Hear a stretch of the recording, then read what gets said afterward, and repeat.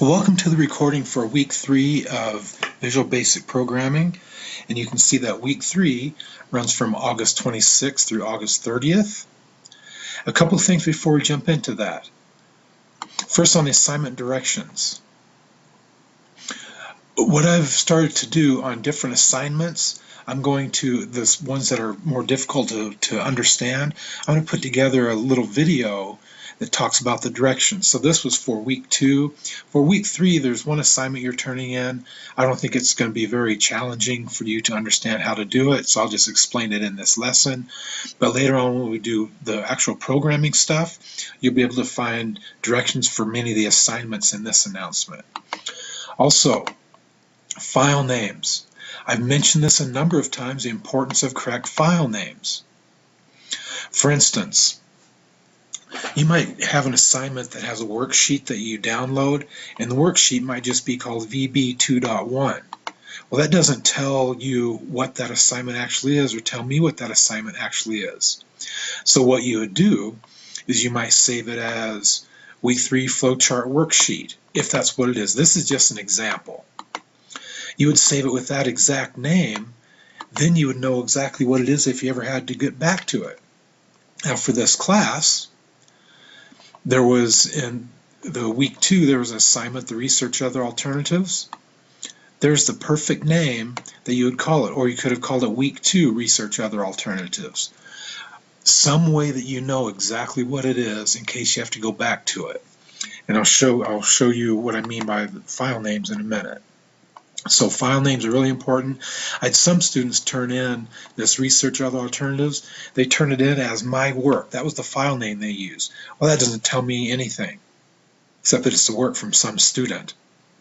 And if they had to go back and find it on their computer, maybe someday towards the end of the semester when there was a 0 on that assignment because I made a mistake when I graded, then I would say, hey, you need to go back and find that assignment to send it in. They might have a hard time finding it if it didn't have the exact file name. Okay, getting into this week's work. I'm going to click here, and speaking of file names, the work for this week, you're turning in one assignment. There's the name that I want you to save it as, Week 3 Area of a Flowchart. Then you know exactly what it is. And actually, it's going to be Area of a Triangle Flowchart. My mistake. I'm going to fix that quickly. Area of a triangle flowchart. So that's going to be the exact name you'll save it as. Okay, get back to course home, get back to week 3. Here we go. So take a look at week 3. So of course the first thing you're going to make sure you do is the write-up. And then you're going to do this assignment. And I'll discuss that assignment as we go through this lesson. You have the program flow quiz, and always in the quizzes use the quiz previews. Then you have the quiz, the architecture quiz, and you have the SDA unit exam. So you'll turn in the write-up, you'll turn in this assignment, and then you'll do 1 quiz, 2 quiz, and an exam. Now on the quizzes, please remember that for this unit, for this whole SDA software unit, all the quizzes are in one document right here.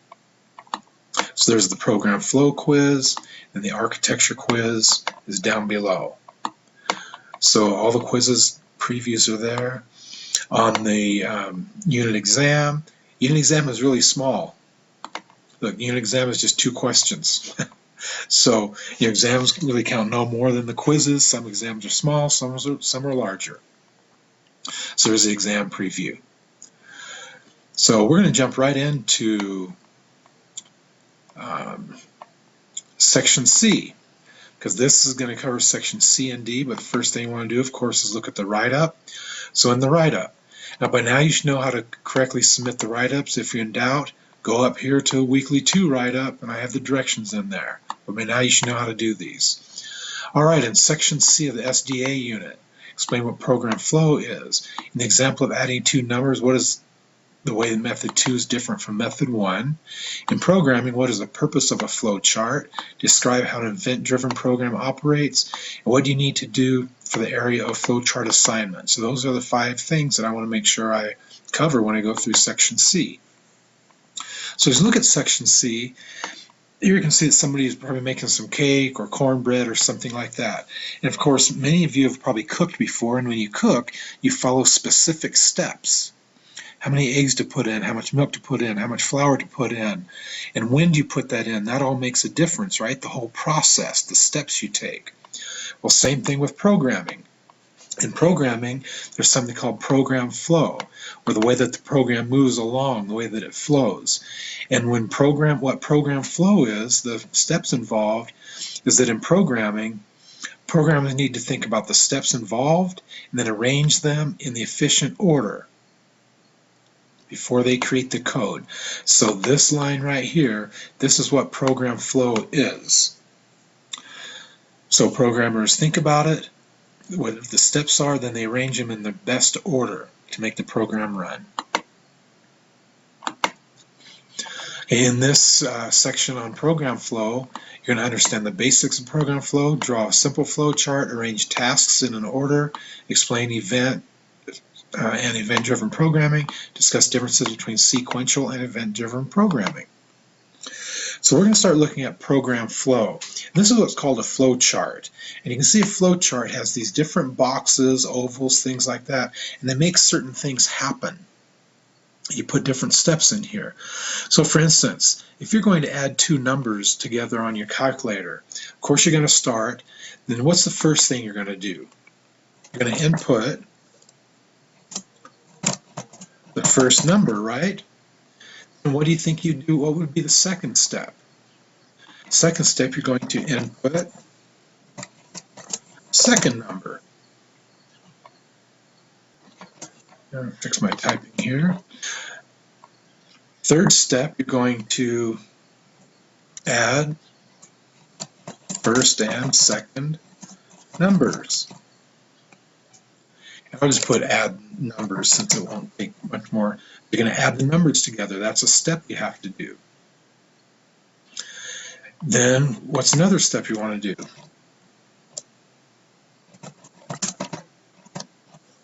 An answer, right? So that's the program flow. That's creating a flow chart. And you see how this flow chart works. And these boxes, these ovals and rectangles and things, they mean something. So we'll look at that shortly on why you use these different shapes. But that you can think this in your mind. If I told you choose two numbers, add them together, and tell me the answer, that would be the same thing, right? You would say right here, you'd say, okay, 2 plus 4. 6, you solve the problem, and then you put out the answer 6, right? So you can see how your mind uses a flowchart process or program flow process to do math and do other things.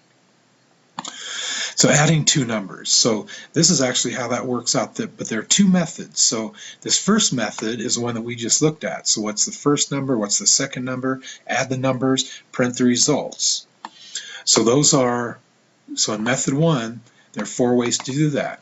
Now think about this. What if the task was to add 20 numbers together? You'd have to have a box under this one that says read the third number, read the fourth number, read the fifth number, read the sixth number, read the seventh number. That would be a huge task, wouldn't it? So with programming, you can make things much easier. So let's take a look to see what happens if we do this differently. So in this one, they start off with what's called a counter. And a counter will make things happen 1 time, 2 times, 3 times, etc. So they start the program and it says make the counter equal 0.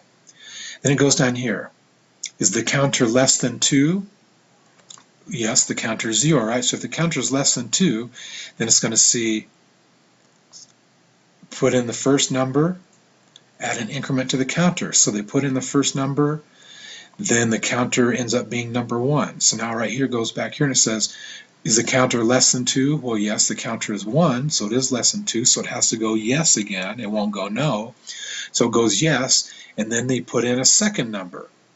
Then you add an increment to the counter, so now the counter equals 2. So then it checks, is the counter less than 2? No, it's not. So then over here it adds all the numbers that were read in, adds the two numbers, then it prints the result, and then it stops. So if you look at this, imagine again, if we have that example we talked about up here, what if there were 20 numbers? Then I would go down here and I'd set the counter to 0. I'd check if the counter is less than 20. And then I would go through this process. So it would do this step over here. It would do this 20 times. They would add up all 20 numbers, print the result. So which one is easier to program? This one would be so much easier to program if you had 20 numbers to add together compared to this one with 20 numbers to add together. So when you think about this, the two differences between these is that method number 2 uses a counter, and the counter makes the programming simpler. Counting makes the programming simpler.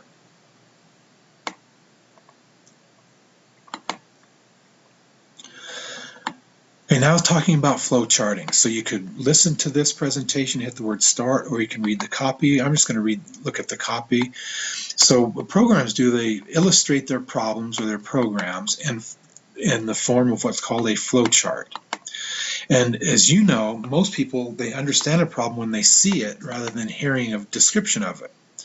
For instance, if you want to teach somebody what an apple was, showing them an apple is different than saying, well, an apple is a red round thing. Well, sometimes it can be green, sometimes it can be kind of yellow, but it's round. Well, it's not perfectly round, and it has a stem on it. Well, the stem is on top because it hangs from the tree that way.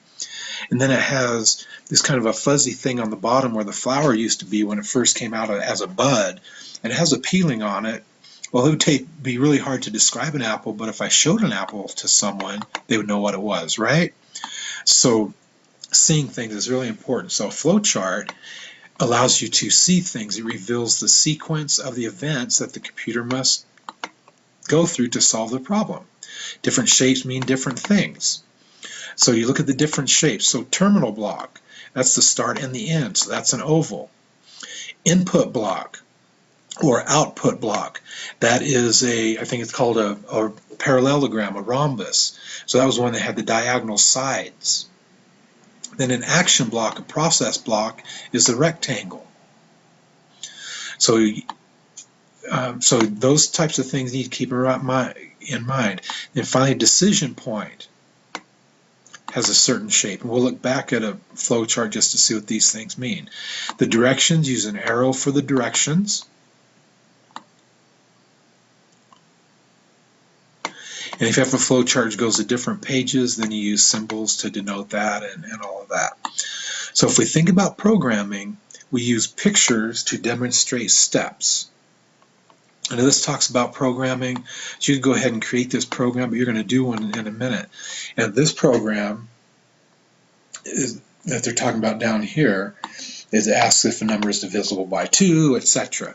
Now, we're not going to worry about those two things at this point, but that talks about what programming is. So keep that in mind as you go through the lesson activities.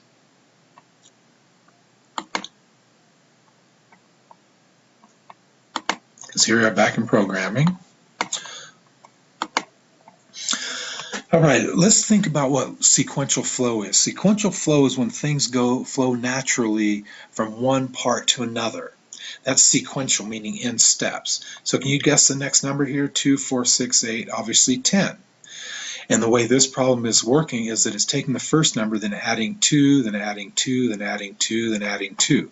So it's going through those steps, right? And obviously you could figure that out in your mind. But program flow is just like adding the numbers. Receive the input from the user, perform the calculation, display the results. So whenever you're doing math, like this kind of simple math, you're doing program flow in your mind. Now, this is another demonstration that talks more about program flow, and all this one is doing is reading this information down here. So when it talks about program flow and sequential logic, meaning things going in a row, that means an event. has to occur. And an event is something that is done by the user or by the program. So that's event-driven. So it could be a keyboard entry, or it could be a mouse click, or it could be that the program does something. And that's an event and then makes something else happen. And there's something called an event handler within programming. So it takes the input, then performs the task, and gives a response. And you'll learn more about this as you start doing programming. So here's some examples of event-driven. So if we look at here, event-driven is a programming model in which the flow is determined by a user's action. So in order for something to happen, the user has to put in information. And this talks about, thinking about a game, like a game in which you have to shoot missiles or shoot like rockets to knock down missiles. If the user hits a missile, then they get a point. Well, that's user-driven, right? Or event-driven. So if we look at this as event-driven, so it starts, read the number. So that's where the user is going to input a number. So that's the event the user does. And then the computer does this one. So this one is where the computer is going to print, like if a person inputs the number 12, then it goes down here, is 12, or if 12 is divided by 2 is not equal to 0, yes and no, then you'd print the number as an even number, or you'd print the number as an odd number. And this symbol equals 0 means that if it's divided, that it would have no remainder of 0. So of course any even number, like the number 4 divided by 2, would have no remainder. Number 6 divided by 2 would have no remainder, but the number 7 divided by 2 would have a remainder. So if it had a remainder, then it would print the things out. So that's event-driven. So this is the event up here that cues the computer to do its work. All right, this assignment. This is the area of a flowchart. Now if you look at the area of a flowchart, the area of a flowchart is 1/2 of the base times the height, or the area of a triangle. So we have this triangle, and the base is the length from here to here. The height is the length from here to here. Now you don't need to figure any numbers on this, you're just doing the program. Now what I'm going to do is show you an example of one, just to show you how you would do this. So this one is flowchart for area of a rectangle. And of course the area of a rectangle is length times width, the area of a rectangle, right? So in this case, 8 times 4 equals 32. That would be the area of this rectangle. But let's look at the flowchart part of it. I have two examples here. So we're going to begin. And then the first thing, it has to read in the length and the width. So it would read in 8, 4. Then it would do the math. Area equals 8 times 4. And then it would write the area, meaning that it would write whatever answer it came with right here where the word area is. Then that would be the end. So that would be the flow chart to figure this rectangle. Here's another example. Read LW. So L and W would be variables, but again it's going to be read 8 and 4. Then the area equals 8 times 4, then print the area. So it's going to print the number 32. So the reason I wanted to show you this is because you're going to figure out the area of that triangle. And when you do your area of the triangle, yours is going to be just like this as far as the numbers of boxes. But you're going to have to read base and read height. Then area equals 0.5, which is of course 1/2, so 0.5 base times height. And then you'd write the answer. So you'd write the word area. So let me go. So let's look at this one. So if we go back, see, base is a small b, height is a small h, and then 1/2 is the same as 0.5. And of course, if we have 1/2 next to the b next to the h, that means 1/2 times b times h equals area.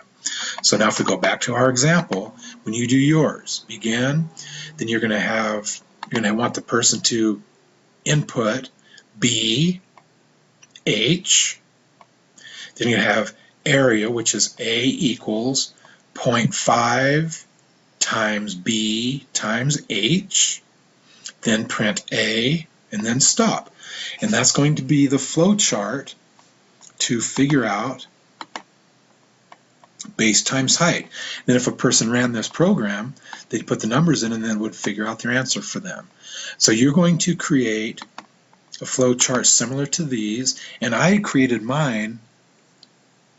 You know, it's easy to create these. You can just use PowerPoint, or if you want to, you could draw these things out. You could draw the shapes and then take a picture of it or scan it, but somehow you need to use a flow charting tool to get these shapes to do this properly.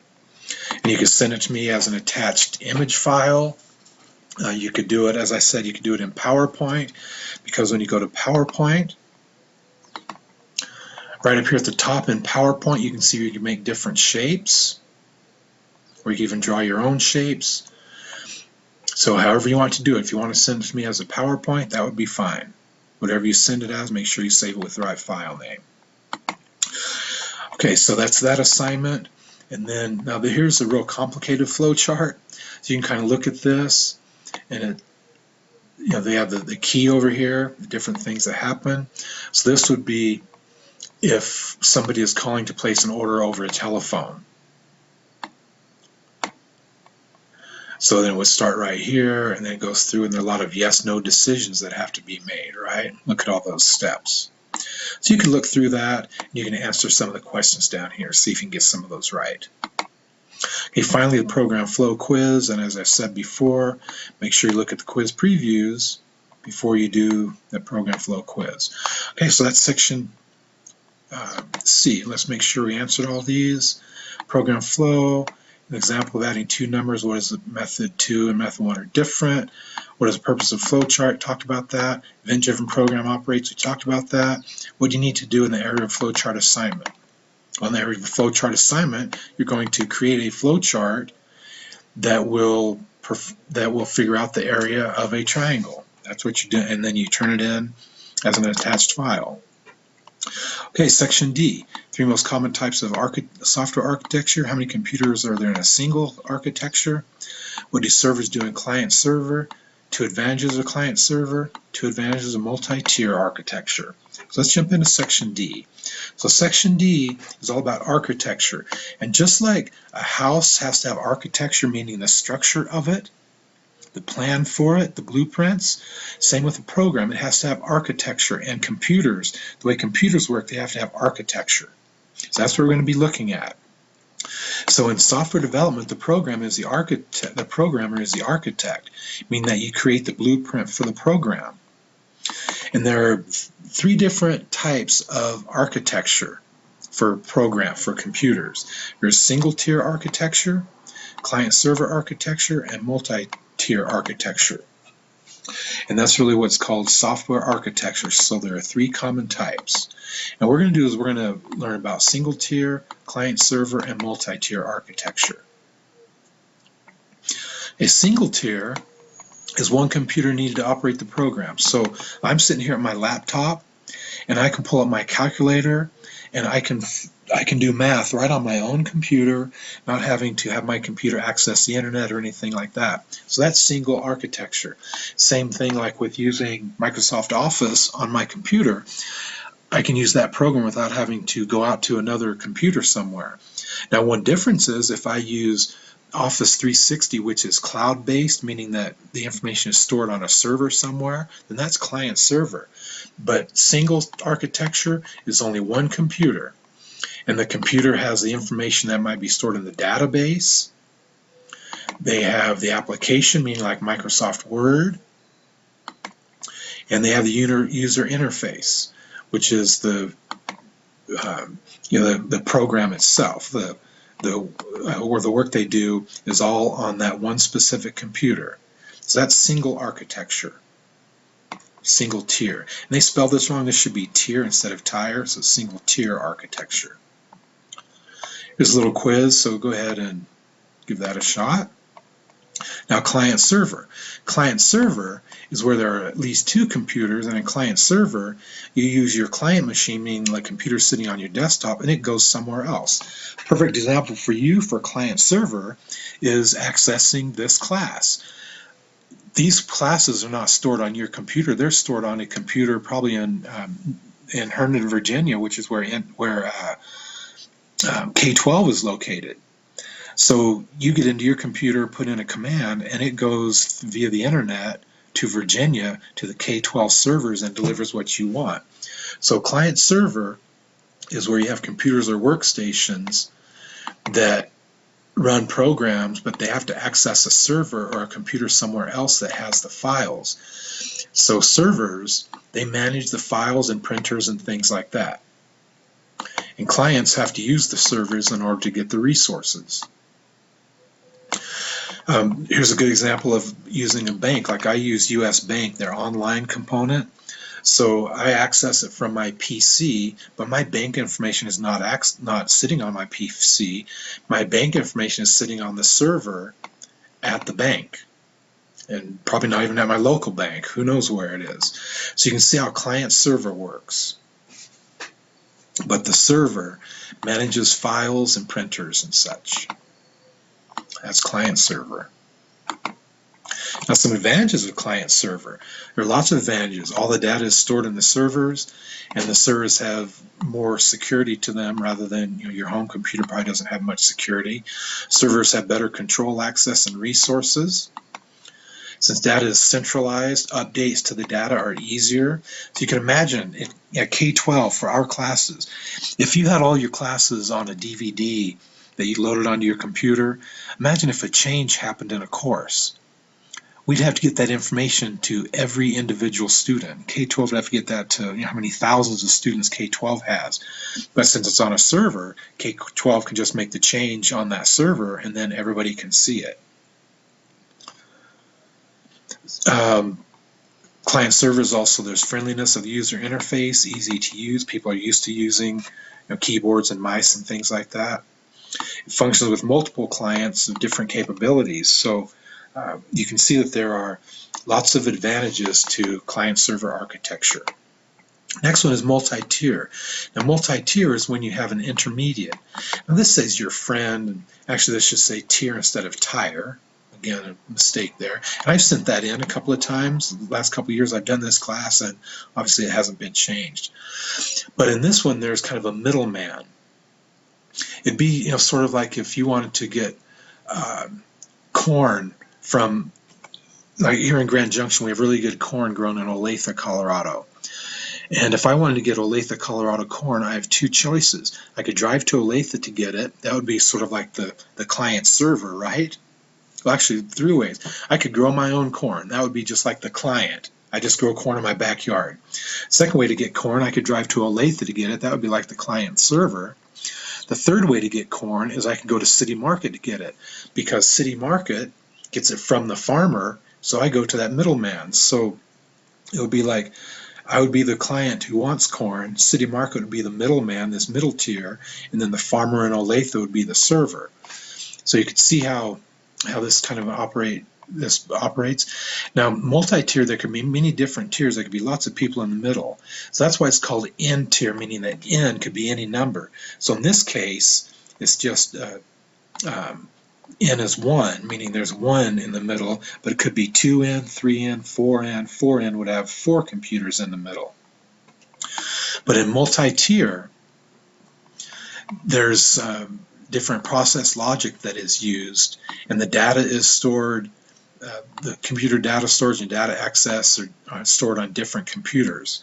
So there could be multiple servers, multiple middle computers, all types of things.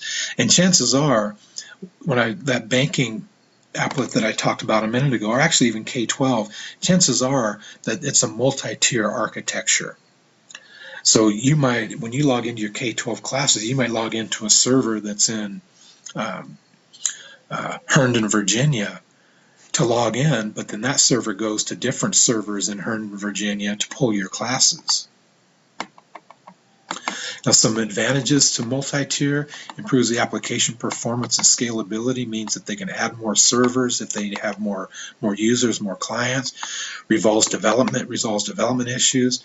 Modification in certain layers won't affect the whole application. Changes will be done without redeploying the whole application. So like with K-12, they do updates on classes all the time, but you never know it. You could even be in a class when they do an update, and you couldn't tell until you logged in the next time. So it doesn't mess with what you're trying to do.